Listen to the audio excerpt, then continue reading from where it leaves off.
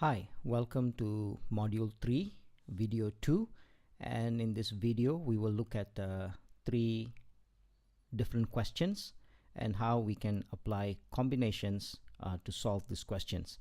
And to keep in mind that in these questions we will be looking at how to solve them when there are conditions imposed. Let's get started. This is a great question here. The organizer of the exhibition Buy Indonesian Product 2014 came to know that there are 6 more empty stalls to be taken up. Applications from 5 shoe manufacturers and 4 apparel manufacturers were received.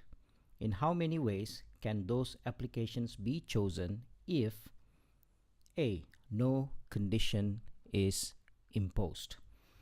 Now, in this case, this is a pretty straightforward question. I have 9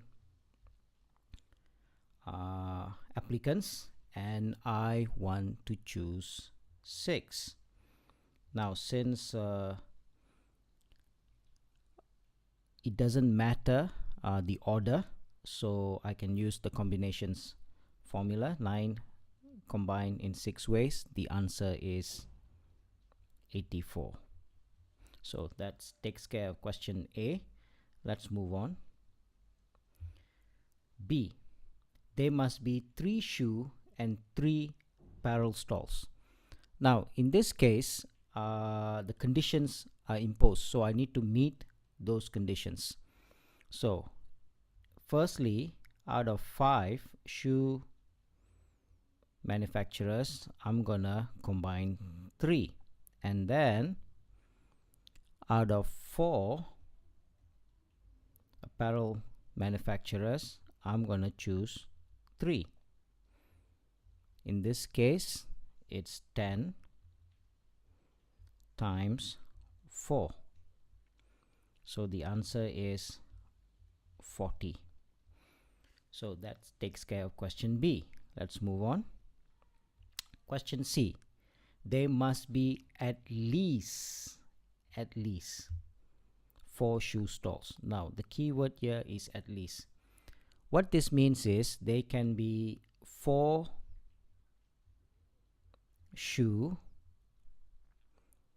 and 2 apparels, because the minimum must be 4. Or they can be 5 shoe manufacturers and 1 apparel. So if you notice here, there are 2 possibilities. It can be this or it can be this. So what I need to do here is I need to find them separately and then I gotta add them, because there are 2 possibilities, because I'm trying to meet the condition here. It says at least 4, so that means the minimum must be 4. So it can be a 4, 2, but they can also be more, 5 and 1, but it cannot be less than 4. So let's calculate this.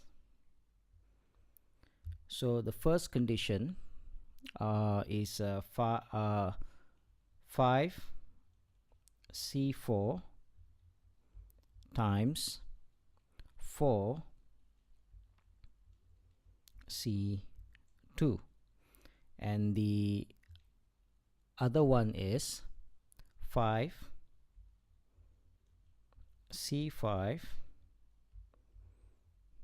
times 4C1. Now if I were to calculate each of this, I will get, this is 5,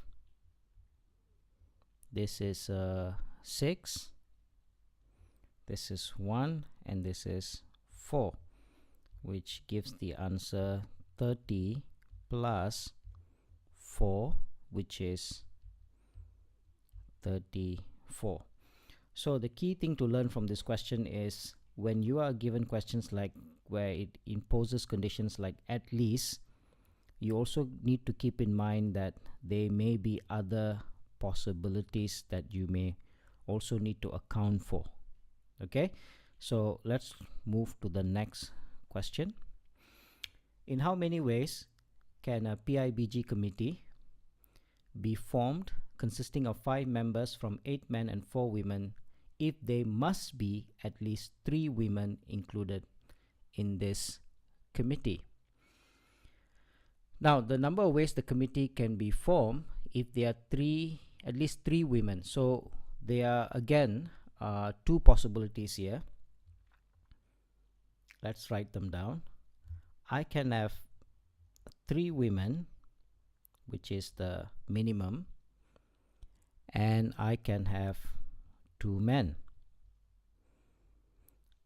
Because that's the least number, I can also have another possibility, which is 4 women and 1 man.